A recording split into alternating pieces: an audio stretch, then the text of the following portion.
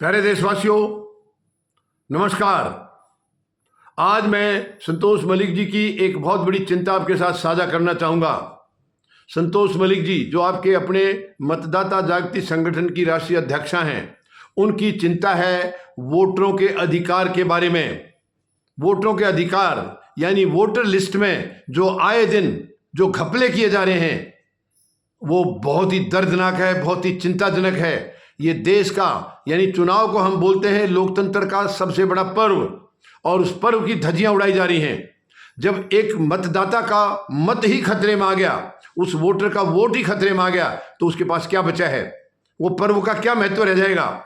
अब ये देखिए, हरियाणा में बहुत बड़ा खेल हुआ था, सबको पता है, लेकिन अब तक सरकार मानने के लिए तैयार नहीं है। अभी तक कोई गंभीर फैसला अदालत से नहीं आया है। हालांकि बातचीत चल रही है, अदालत में सुनवाई चल रही है। महाराष्ट्र में भी वही खेल हुआ है, लेकिन अब दिल्ली में भी वही खेल कर चुके थे, चुनाव आयोग कर चुके थे, लेकिन आखिरी में पकड़े गए हैं। सबूतों के साथ इनकी हेराफेरी मिल गई है। यानी वोटर लिस्ट से नाम काटना और जोड़ना, ये बहुत बड़ी साजिश है, बहुत बड़ी साजिश का पर्दाफाश हो गया है। वो पकड़े गए हैं सबूतों के साथ। यानी जो वर्तमान जो केंद्र सरकार है, यानी कि बीजेपी के नेतृत्व में, बीजेपी को जो वोटर इनके नहीं है, जो इनको वोट नहीं दे रहे हैं, उनके नाम कटवा दिए गए हैं, और बाकी जो इनको वोट देने वाले हैं उनको नाम उनके जोड़े गए हैं गलत सलत तरीके से। ये बहुत ही शर्मनाक है, बहुत ही दुखद है। ये देश के प्रजातंत्र के लिए बहुत ही बड़ा खतरनाक है। और अब जहां तक मुझे विश्वास है, अगर माननीय सर्वोच्च न्यायालय ने इसको गंभीरता से लिया तो चुनाव आयुक्त, मुख्य चुनाव आयुक्त जो 18 फरवरी को रिटायरमेंट होने वाले हैं, उनके जाने से पहले कोई बहुत बड़ा खेला होने की उम्मीद है, क्योंकि इससे ज्यादा खतरनाक कुछ हो नहीं सकता है। चुनाव आयोग किस लिए होता है? चुनाव आयोग होता है इस जो पर्व है, लोकतंत्र का पर्व, इसको बिना भेदभाव से इस पर्व को मनाने के लिए होता है वो।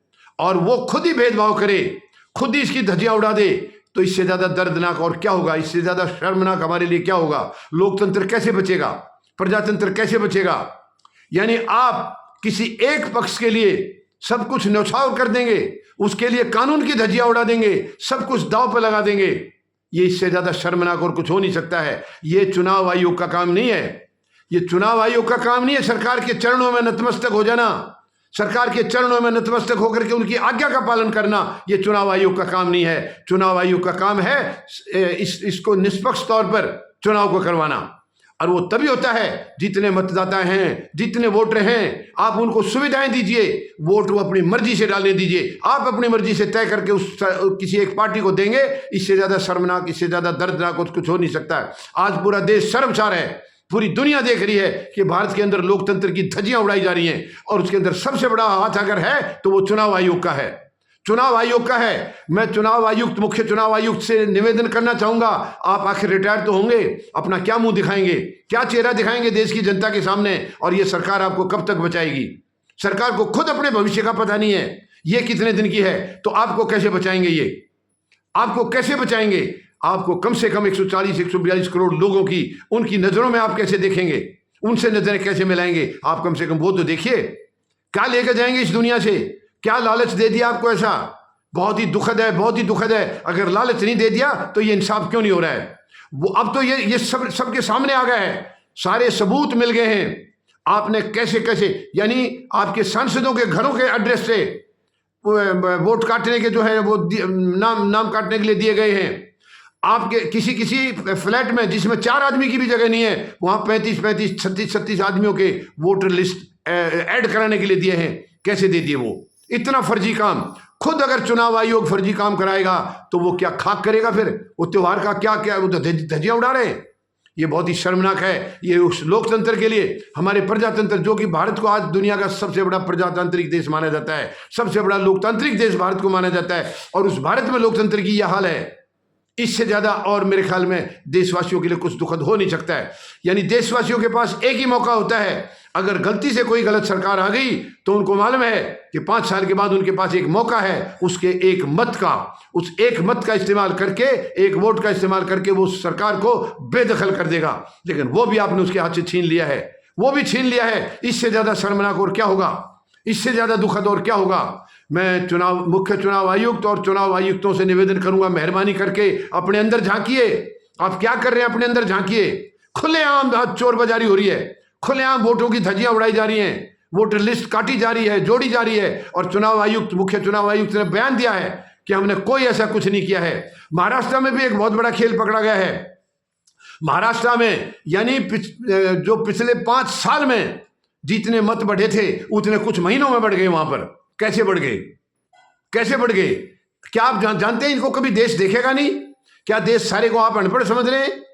आपकी कुर्सी पर वो नहीं बैठे हैं देशवासी, लेकिन सही और गलत को तो वो भी जानते हैं। सही क्या है, गलत क्या है, क्या हो रहा है, इसको तो वो भी महसूस करते हैं। और वो आज नहीं तो कल पर्दाफाश तो होगा ही होगा। और ये हो गया है, दिल्ली का हो गया है। दिल्ली की जो वोटर लिस्ट है उसका पूरा पर्दाफाश हो चुका है। आपने कितने समय में कितने वोट जोड़े, कितने काटे हैं, वो सारे सबूत मिल गए हैं। लिखित में सारे सबूत आ गए हैं। अब आप अपने चेहरा कहां छिपाएंगे? मैं चुनाव आयोग से निवेदन करूंगा, मेहरबानी करके इस देश के अनुशासन को मत बर्बाद करिए, इस देश के भाईचारे को मत खराब करिए। अगर कोई गलत है तो गलत को चुन कराने का कोई अधिकार नहीं है। आप क्यों उनको चुनना चाहते हैं? ये देश की जनता का अधिकार है, दिल्ली की जनता का अधिकार है कि उन्होंने किसको चुनना है। आप क्यों अपनी मर्जी से थोपना चाह रहे हैं? आपका काम थोपना नहीं है, आपका काम एक निष्पक्ष तौर पर चुनाव कराना है। अगर सरकार कोई गलत करे तो आपका काम है उसको रोकना, लेकिन आप खुद सरकार को कह करके और सरकार के लिए आप गलत कर रहे हैं। ये बहुत ही दुखद है, बहुत ही दुखद है। और संतोष मलिक जी इसके लिए बहुत चिंतित हैं कि हमारा एकमात्र अधिकार जो प्रजातंत्र का रक्षक है, प्रजातंत्र का प्रहरी है, वो वोट हमारा, वो प्रजातंत्र को बचाने का एक हथियार है। आप उसको भी छीन लेंगे तो देश कैसे चलेगा? प्रजातंत्र कैसे बचेगा? ये प्रजातंत्र तो खत्म हो जाएगा। जो दुनिया में आज भारत की जो है ना आलोचना हो रही है कि भारत के अंदर तानाशाही चल रही है, तानाशाही चल रही है सरकार की तरफ से, चुनाव आयोग की तरफ से, संवैधानिक संस्थाओं की धज्जियां उड़ाई गई हैं। लेकिन चुनाव आयोग से यह उम्मीद नहीं थी कि चुनाव आयोग इस तरीके की भी साजिश कर देंगे एक पार्टी को, एक दल को जिताने के लिए। आखिर वो दल क्या दे देगा आपको? क्या दे देगा वो आपको? क्या रिटायरमेंट के बाद चंद कुछ थोड़ी बहुत सुविधाओं के लिए आप इतना गलत काम कर रहे हैं? बहुत तकलीफ हो रही है, बहुत दुख हो रहा है, बहुत दर्द हो रहा है। चुनाव आयोग को तो हम इतना सम्मान था हमारे दिल में चुनाव आयोग के लिए, एक निष्पक्ष संस्था जिसकी जिम्मेवारी है लोकतंत्र को मजबूत करना, और वो लोकतंत्र की धज्जियां उड़ा रही है, लोकतंत्र को कमजोर कर रही है। इससे ज्यादा शायद दर्दनाक देश के लिए और कुछ हो नहीं सकता है। मैं देशवासियों से निवेदन करूंगा, हम सबको आना पड़ेगा, सड़कों पर आना पड़ेगा। ये सबूत मिले हैं, ये लेकर के अदालत तक जाना होगा। और माननीय अदालत से भी अपील है, मेहरबानी करके ये गलत धंधे को रोकिए, रोकिए। आपकी नाक के नीचे जो हो रहा है, देखिए लोकसभा के चुनाव के टाइम पर भी ये अदालत में गई थी ये बातें कि आप जो है वीवीपैट की गिनती की इजाजत दीजिए, मगर वो नहीं दी गई इजाजत। वो दी जानी चाहिए थी, वो इजाजत दी जानी चाहिए थी। मुझे नहीं मालूम कि क्या जुडिशरी भी दबाव में है, क्या कुछ तो प्रेशर है उनके ऊपर भी, वो भी इंसान बैठे हैं वहां भी, कुछ तो दबाव है। क्यों ये दिखाई नहीं दे रहा किसी को भी? मैं अभी जनता से अपील करता हूं, हमें अब ये जो सबूत मिले हैं इनको आगे नहीं बढ़ने देना है, इनका पर्दाफाश यहीं करना है और लोकतंत्र को बचाना है। धन्यवाद। जय जवान, जय किसान, जय हिंद।